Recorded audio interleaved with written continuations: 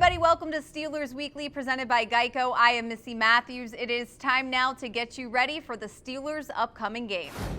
Well, it's not going to be easy. I think for them, it starts up front with their pass rush, with Watt and everyone else. And they get after the quarterback, and they don't have to blitz a lot. They can do it with 4 guys because they're really special. And then with that pass rush creates issues that you have to try and find windows that they've got some ball hawking secondary guys. And so this defense is really, really good. I mean, they played 2 really good offenses.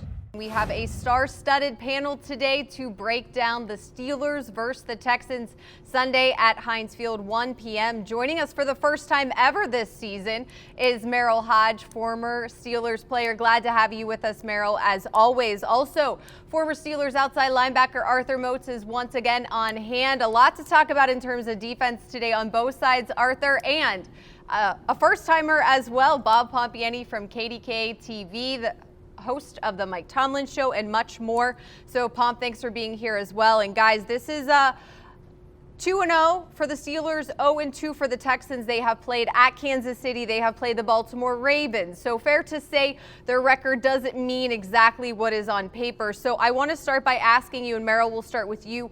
Which matchup on Sunday do you think favors the Steelers the most? Well, the Texans have really struggled in their passing game. They're trying to find some consistency and some rhythm, and they have not found that. They struggle with pass protections with their offensive line and their backs, even their quarterback's wide receiver combination. About everything that could go wrong in the passing game has gone wrong for the Texans. And what is the one thing that the Steelers have been absolutely terrific at? Disguising, timing, and pressuring and getting after the quarterback. So it'll be a daunting task. I always try to remind people, never underestimate a professional, when they've been embarrassed and they're not playing well. They're going to be working on that. But the way the Steelers are playing on that perspective, I just think it will be too much for the Texans this week. All right, Arthur, which matchup do you think favors the Steelers on Sunday? For me, I think it's the Steelers wide receivers against this Texans secondary. When you look at the talent that the Steelers have in these first 2 games from a receiver standpoint, Chase Claypool has emerged. He's showing that he's a very valuable and consistent deep threat. Deontay Johnson, when he has the ball in his hands, his making this ability, he's electric. And we can go down the list in terms of the tight ends as well. We know that is one of the strengths of the Steelers offense. But when you look at that Texans secondary, Bradley Roby, he's a good player. And I feel like they do have good players back there, obviously with Vernon Hargreaves, Justin Reed, and Eric Murray. But I just don't think that they have the personnel that really matches up with this Steelers wide receivers, and especially having been back there in this pinpoint accuracy. All right, Pomp, is there a matchup on Sunday that you'll be keeping a close eye on? Well, I like what MERRIL said early about the fact that there's a team like the Houston Texans allowing as much pressure as they have up front, Missy, and the Steelers bringing it as much as they have from so many different angles. But I'm going to go in another direction there as well, and I think until the Texans receivers prove that they can be in this offense and be at least something close to what DeAndre Hopkins has been, and that's a tall task because he's off to a great start in Arizona. That trade continues to be analyzed and reanalyzed, but they have named guys back there, and they haven't been able to get in the end zone yet. So I think the Steelers secondary against Brandon Cooks and Will Fuller, even though those guys are capable, Randall Cobb, they have names, but I want to see those names in action and the chemistry between Deshaun Watson and those guys. And until they develop it, I think the Steelers secondary may have an advantage there. If you have not heard, I'm sure you have, it is Watt week here. For the first time, all 3 brothers, the Watt brothers, JJ, TJ, and Derek, will be playing in the first game. TJ and Derek have played together at all 3 levels. This is actually the first time that these 2 you see here, TJ Watt and JJ Watt, will be going against each other. So, of course, since we have the Watt that's 2-0, we had to, do a little side-by-side of their stats. 4 tackles, 2.5 sacks, and an interception for TJ. JJ not far off, 5 tackles and 2 sacks. So, MERRIL, I'll start with you. What do you think this means for these brothers who are pretty much competitive in just about everything? Well, listen, I got a brother that's a year younger than me, and we played together all through Little League, junior high, high school, and even in college. He was a quarterback, and all our running backs got hurt, and they moved him back to running back.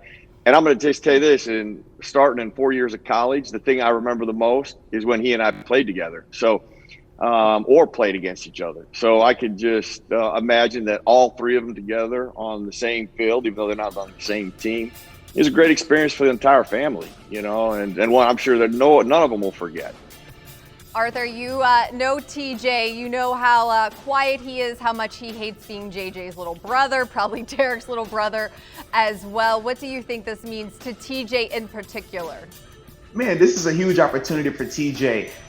It's funny, you talk about him not liking to be, called JJ's little brother. I remember when he first came to the team, that's what we would call him at first. And then from there, it started to become, you're Big Watt now, just trying to build him up and let him know that, man, you can be just as big or bigger than what JJ has become. And when you look at this matchup, man, this is going to be one of those opportunities where he's going to get the chance to say, I went head to head against my brother and I outperformed him, because I do think that TJ's matchup against Titus Howard is a lot more favorable for him compared to JJ Watt when he's going to be going up against Chuks Okorafor and some of the other guys along this offensive line.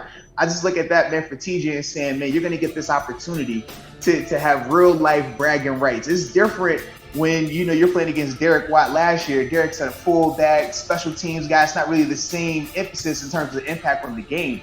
But now him going against JJ, same game, he's really going to get the chance to have that real bragging rights. Now, Pomp, I went through JJ Watt makes up about 15% of the Texans' all-time sacks. That's pretty daunting there. 3-time Defensive Player of the Year. We saw what TJ was able to do, almost getting that award last year. He's only sacked Ben Roethlisberger once. I know they don't play all the time, but what have you seen from JJ just through these first 2 games? I mean, there's not much difference. I think J.J. Watt's going to be at the end of the year, if he's healthy, and that's been a big concern for him, Missy. He's going to be one of the more dominant players. But I think this rivalry, this sibling Sunday, if you will, is going to be fascinating. And, Derek's getting no love here. So I wouldn't be surprised if Derek's going to figure in the game plan a little bit. And I know those competitive juices will flow. He's been really good, I think, in special teams. A nice block on the Connor 59-yard run. They haven't used him all that much. And but as far as JJ is concerned, what can you say? The man is royalty at what he does. And I think his little brother, TJ, is going to rise up to the occasion. He has been outstanding. I think he's the best in the game right now, and that includes his brother. So I'm anxious to see how this works out. But I think TJ is going to have a nice day. All right, Pop, I'll give some love to all three. They all had a tackle for loss last week in week 2 for their respective teams. Sorry, Arthur, what were you going to say? Well, I was going to say, and then also I did like the fact you shout out Derek and his special teams work, because he did get the safety last week as well. So I looked at that. I'm like, you know what? They're all three contributed in some form or fashion. So I like that a lot. All right, guys, we are going to take a quick break here on the Matchup Show. When we return, we have some fan questions we will get to. Don't go anywhere. We'll be right back.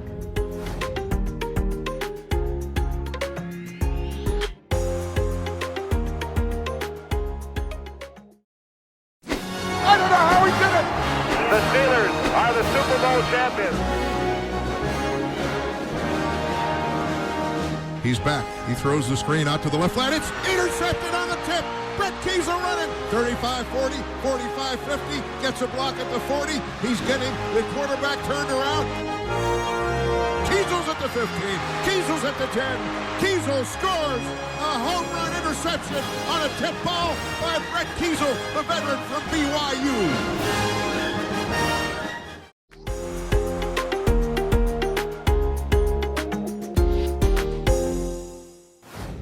Hi, everybody. Welcome back to the Matchup Show. We are continuing to preview Steelers and Texans Sunday, 1 o'clock right here at Heinz Field. And Merrill, I'll start with you again. I know we talked about the fact the Texans have not won a game yet, but we know who they've played, Kansas City and Baltimore. If you go back to 2019, you can say two of the best teams in the league and, of course, the AFC. So what do you think they are going to be bringing here from what you've seen the first 2 weeks to Heinz Field, trying to get that first win?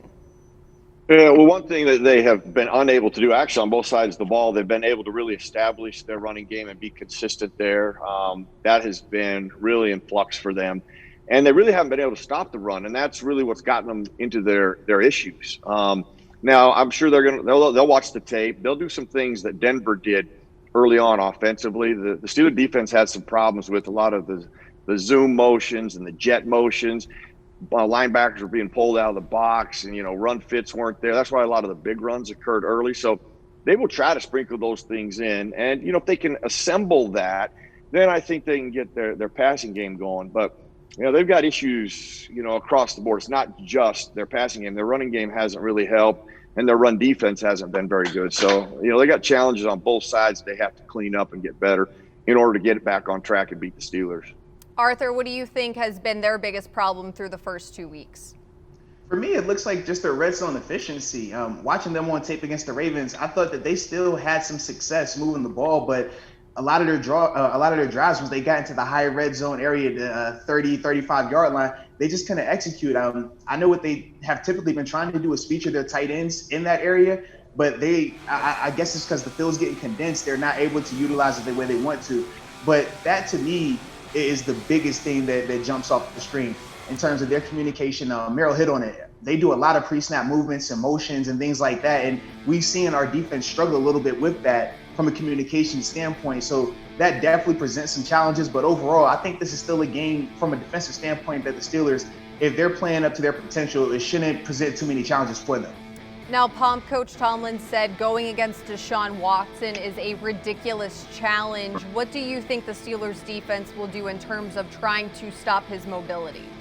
Well, I think containing him, Missy, is the most important thing. I mean, the Steelers have had experience last year with Lamar Jackson, and I think at home they did a pretty good job keeping him where he had to be, and it led to some interceptions, turnovers, and I think that's been a problem right now for the Texans. But it's a tough assignment. This is going to be the most difficult team they've played so far, and I think a desperate team is a tough team to play. So I would expect that even though the Steelers want to go after Deshaun Watson, that's been their strength so far, I don't know if I'm going to do it as aggressively at start, at least, because I want to make sure that I keep him where he has to go. He has that ability to break plays, and I think that's what Mike Tomlin was talking about being ridiculous to contain him. If you allow him to get out, he will make plays and burn you deep. Don't go anywhere. There's plenty more when Steelers Weekly, presented by Geico, returns.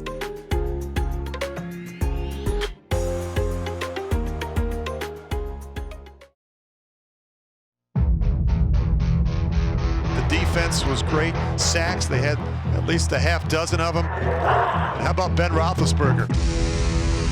Throwing for the end zone. Touchdown. Deontay Johnson. Steelers go to 2-0 on the season. We're facing a group that's a little bit different than the first two groups we faced, particularly from a quarterbacking standpoint. We're going to this game more than ready. We're not going to take it easy. First NFL touchdown.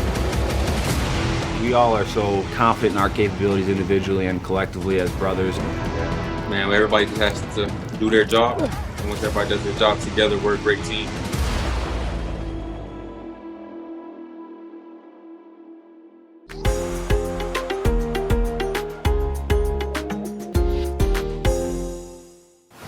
All right, guys, as I said, we do have some fan questions, so we want to get to a few of them for a chance for you guys to answer them. This first one is from Heather. She wants to know what area of the Houston defense you think the Steelers offense can attack and be successful. Arthur, we'll start with you. Yeah, for me, it's one of the matchups I talked about in terms of what I'm looking forward to in this game, and it's our wide receivers against their secondary. Like I said, they have players back there, but I just don't think that they're of the same caliber of our Steelers wide receivers. I think that this Steelers passing attack is just starting to scratch the surface in terms of how good they can be. We've seen some really good connections between Ben and these receivers that he's new with, but we've also seen them not on the same page or not executing to the same degree that we're accustomed to. So for me, I just look at it as this is another opportunity for them to continue to get in-game, in-stadium experience together, and that's only going to continue to build their rapport and ultimately build their productivity.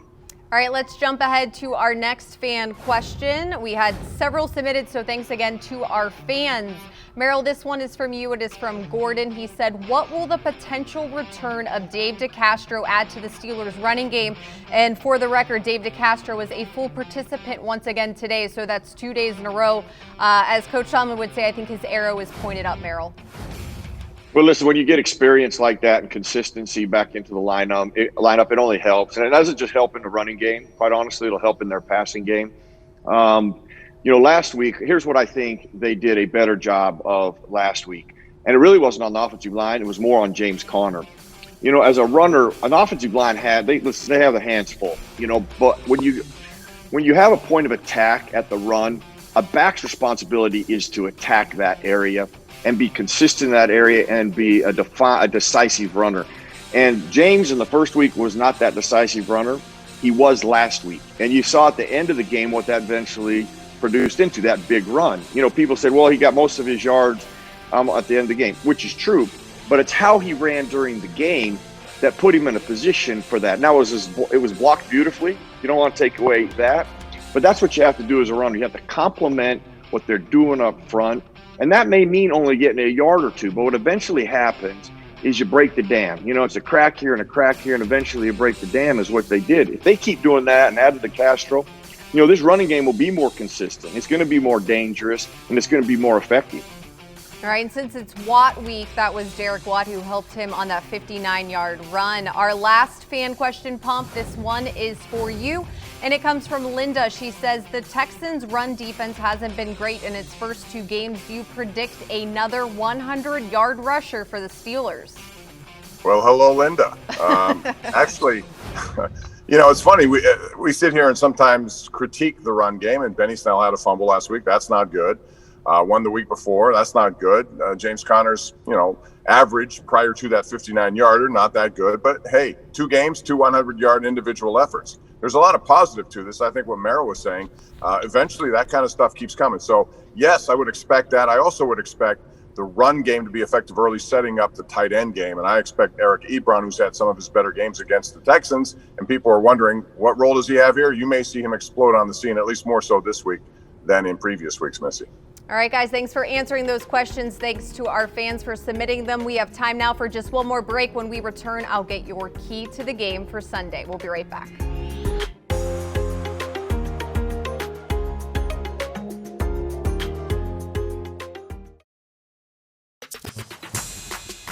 The ball at the 16-yard line, 6:34 remaining here in the second quarter. Roethlisberger back, looks out to his left, lost one along the sideline, going for Chase Claypool, who catches it in stride. Claypool stays in bounds, crosses the 20, the 15, the 10. The rookie Chase Claypool in for his first NFL touchdown, 84 yards. Roethlisberger to Claypool.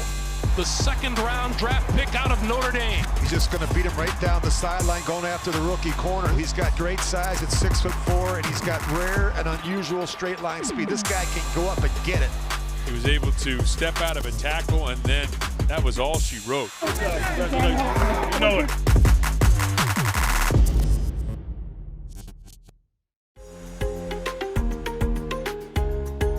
Steelers Weekly is presented by Geico, where 15 minutes could save you 15% or more on your car insurance.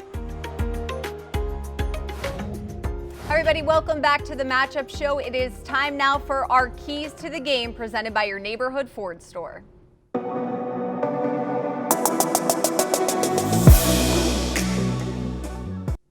All right, guys, getting closer to kickoff. Merrill, you are up first. What is your one key to the Steelers getting a win on Sunday against the Texans? Well, Missy, this is going to be, it might be a cliche, if you will, but in the last 2 weeks in watching the entire league, it has been very evident about teams that have won and played well versus teams that have not played well and played bad. It has all been about how well they play in the trenches, the offensive line and the defensive line. And when I look at that and I look at this matchup with the Steelers offense and defensive line has been better in the 2 weeks that we've gone through thus far, better than the Texans. If they continue to be better there and build there, because they do, because they played very average against Denver, so they must play better there.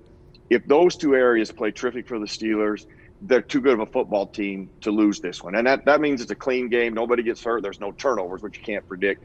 But it comes down to the trenches for them. If the Steelers do that well and play and cap and build on what they have done, they're the better team. They should win the game. Okay, Arthur, what's your key? Now, I love what Merrill said, man, in terms of it starting up in the trenches. We know what Deshaun Watson is in terms of trying to contain him and finish the rush on him. And then on the other side, you got J.J. Watt. So without a doubt, the O-line, D-line is going to be pivotal. But for me, man, I'm going to talk about the defensive secondary for the Steelers.